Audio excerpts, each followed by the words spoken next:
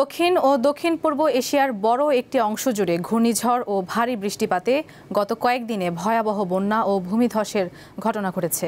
সরকারি তথ্য মতে ইন্দোনেশিয়া, শ্রীলঙ্কা ও থাইল্যান্ডে ১,২৫০ জনের বেশি মানুষের প্রাণহানি হয়েছে। এখনও নিখোঁজ রয়েছেন শত শত মানুষ। জলবায়ু পরিবর্তনের কারণে দুর্যোগগুলো ভয়াবহ এবং স্বাভাবিক ঘটনা হয়ে উঠছে বলে জানিয়েছেন বিশেষজ্ঞরা। কয়েক সপ্তাহ ধরে চলা ভারী বৃষ্টিপাত এবং মারাত্মক গ্রীষ্মমণ্ডলীয় ঘূর্ণিঝড়ের কারণে ভয়াবহ বন্যা ও ভূমিধসে বিপর্যস্ত হয়ে পড়েছে দক্ষিণ ও দক্ষিণ পূর্ব এশিয়ার বড় একটি অংশ।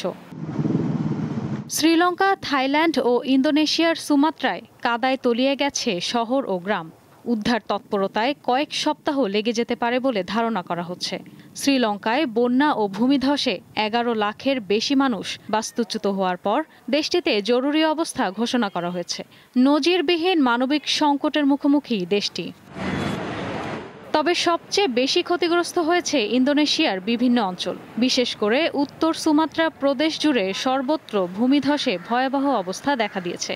বহু ঘরবাড়ি ভেসে গেছে এবং হাজার হাজার ভবন পানিতে ডুবে গেছে। যোগাযোগ বিচ্ছিন্ন অবস্থায় রয়েছে অনেক অঞ্চল। দেশটিতে মৃত্যুর সংখ্যা 650 ছাড়িয়েছে। বিশেষজ্ঞরা বলছেন, জলবায়ু পরিবর্তনের কারণে টাইফুন, হারিকেন বা ঘূর্ণিঝড়গুলো আগের যে কোনো সময়ের তুলনায় অনেক বেশি বৃষ্টি ঝরাচ্ছে। এই প্রচুর পরিমাণের বৃষ্টিপাত ভয়াবহ বন্যা, ভূমিধস সহ আরও নানা সমস্যার সৃষ্টি করেছে, যা মোকাবিলা করতে গিয়ে হিমশিম খাচ্ছে মানুষ।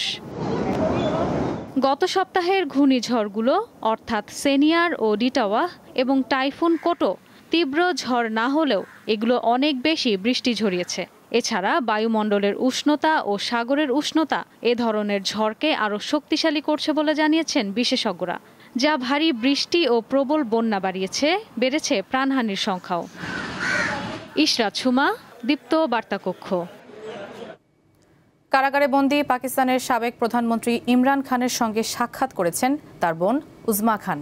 ইমরান খান সম্পূর্ণ সুস্থ আছেন বলেও সাংবাদিকদের জানিয়েছেন তিনি। কয়েক সপ্তাহ ধরে ইমরানের শারীরিক অবস্থা নিয়ে চলা তীব্র গুঞ্জনের পর অবশেষে মঙ্গলবার সাক্ষাতের অনুমতি পায় তার পরিবার। আদিয়ালা কারা কর্তৃপক্ষ ইমরান খানের সঙ্গে বোন উজমা খানকে সাক্ষাতের অনুমতি দেয়। এ সময় উজমার সঙ্গে কারাগারের বাইরে বিপুল সংখ্যক পিটিআই সমর্থক জড়ো হয়েছিলেন। সাক্ষাৎ শেষে সাংবাদিকদের সঙ্গে আলাপকালে উজমা খান বলেন, ইমরান খানের স্বাস্থ্য পুরোপুরি ঠিক আছে, তবে তিনি খুব ক্ষুব্ধ এবং তাকে মানসিক নির্যাতন করা হচ্ছে বলে অভিযোগ করেছেন।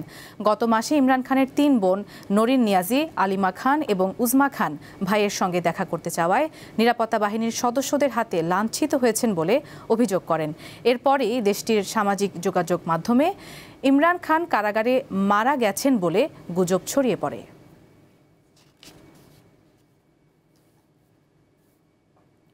যুদ্ধবিরতির মধ্যেই ফিলিস্তিনের গাজায় ফের হামলা চালিয়েছে ইসরায়েল। এতে সাংবাদিক ও শিশুসহ কমপক্ষে ৫ ফিলিস্তিনি নিহত হয়েছে।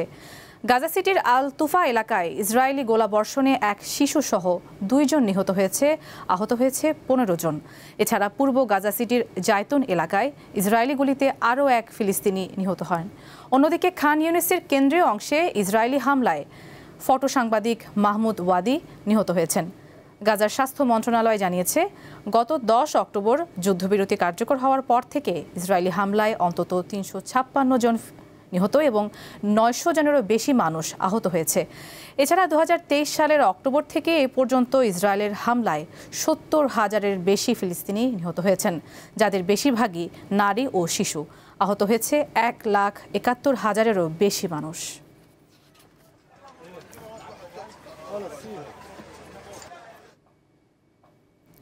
ক্রেমলিনে টানা ৫ ঘণ্টার আলোচনার পরও ইউক্রেন যুদ্ধের অবসানে কোনো সমঝোতায় পৌঁছতে পারেনি যুক্তরাষ্ট্র ও রাশিয়া।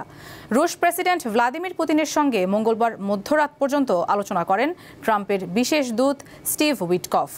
বিবিসি জানিয়েছে, মস্কোয় গতকাল প্রায় ৫ ঘণ্টা তাদের মধ্যে বৈঠক হয়।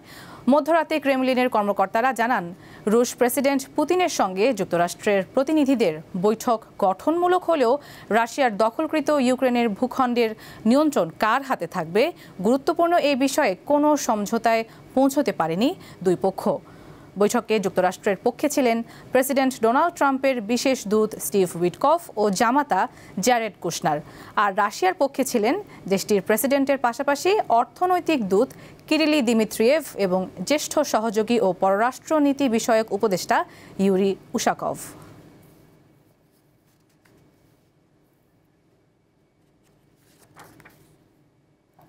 ভেনেজুয়েলায় যে কোনো সময় যুক্তরাষ্ট্র হামলা চালাবে বলে জানিয়েছেন মার্কিন প্রেসিডেন্ট ডোনাল্ড ট্রাম্প। কেবল সমুদ্রপথ নয়, স্থল কিংবা যেখানেই মাদক সন্ত্রাসীরা থাকবে সেখানেই লক্ষ্যভেদ হবে বলে হুঁশিয়ারি দিয়েছেন তিনি। স্থানীয় সময় মঙ্গলবার মন্ত্রিসভার বৈঠকে এই তথ্য জানান ট্রাম্প। ভেনেজুয়েলার ভেতর থাকা মাদক সাম্রাজ্যের অবকাঠামো এই হামলার লক্ষ্যবস্তু হবে বলে মন্তব্য করেন তিনি। ট্রাম্প বলেন, যে দেশ বা যে ব্যক্তি যুক্তরাষ্ট্রে মাদক পাঠাবে সবাই আক্রমণের শিকার হবে। ট্রাম্পের দাবি, ভেনেজুয়েলার মাদক কারবারিরা বিপুল পরিমাণ ফেনটানিল উৎপাদন করে যুক্তরাষ্ট্রে পাঠায়, যেগুলো সেবন করে প্রতি বছর হাজার হাজার মার্কিনীর মৃত্যু হচ্ছে। শুধুমাত্র গত বছরই এই মাদকের কারণে যুক্তরাষ্ট্রে 2 লাখ মানুষ মারা গেছে। সম্প্রতি ক্যারিবীয় সাগরে মার্কিন নৌবাহিনীর ব্যাপক সমাবেশ ঘটিয়েছেন মার্কিন প্রেসিডেন্ট। গত সেপ্টেম্বরের পর ভেনেজুয়েলা থেকে মাদক পাচারের সঙ্গে জড়িত সন্দেহে অনেক নৌযানে হামলা চালিয়েছে দেশটি।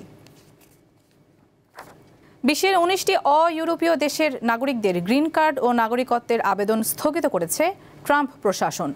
জাতীয় নিরাপত্তার উদ্বেগের কথা জানিয়ে এই সিদ্ধান্ত নেওয়া হয়েছে। বার্তা সংস্থা রয়টার্স জানিয়েছে যে 19টি দেশের অভিবাসন আবেদন স্থগিত করা হয়েছে তাদের অনেককেই এর আগে গত জুন মাসে আংশিক ভ্রমণ নিষেধাজ্ঞার আওতায় আনা হয়েছিল। নতুন সিদ্ধান্ত সেই নিষেধাজ্ঞাকে আরও কঠোর করছে। এতে করে এসব দেশের গ্রিন কার্ড থেকে নাগরিকত্ব সব প্রক্রিয়ায় থমকে গেছে। সম্প্রতি মার্কিন নাগরিকত্ব ও অভিবাসন সংস্থা জানায়, প্রেসিডেন্ট ট্রাম্পের নির্দেশে এই চূড়ান্ত সিদ্ধান্ত নিয়েছে মার্কিন প্রশাসন।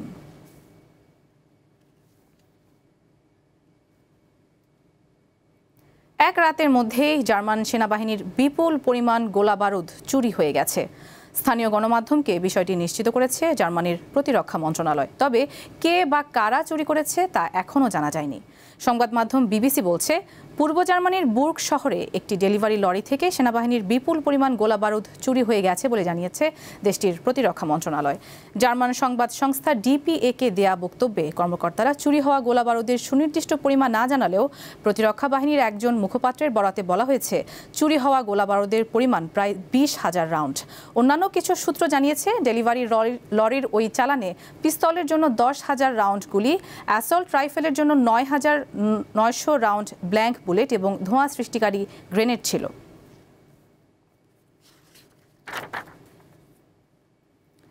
দীর্ঘ 11 বছর আগে নিখোঁজ হওয়া মালয়েশিয়া এয়ারলাইন্সের MH370 বিমানের খোঁজ পুনরায় শুরু করবে মালয়েশিয়া। বুধবার দেশটির পরিবহন মন্ত্রী এই ঘোষণা দিয়েছেন। এক বিবৃতিতে তিনি জানান, আগামী 30 ডিসেম্বর থেকে বিমানের খোঁজে নতুন অভিযান শুরু হবে। এতে যুক্তরাষ্ট্রের রোবোটিক কোম্পানি ওশেন ইনফিনিটি অংশ নেবে। সব মিলিয়ে 50 দিন সমুদ্রপৃষ্ঠে বিমানটির খোঁজ চালানো হবে।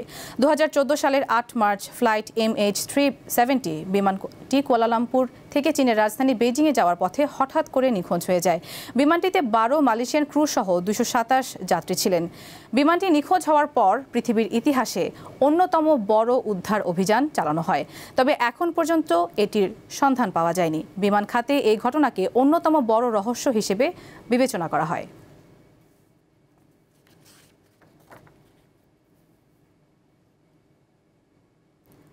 দর্শক, এই ছিল দীপ্ত আন্তর্জাতিক সংবাদ। এরপর দীপ্ত জেলা সংবাদ দেখার আমন্ত্রণ রইল। এতক্ষণ সাথে থাকার জন্য সবাইকে ধন্যবাদ।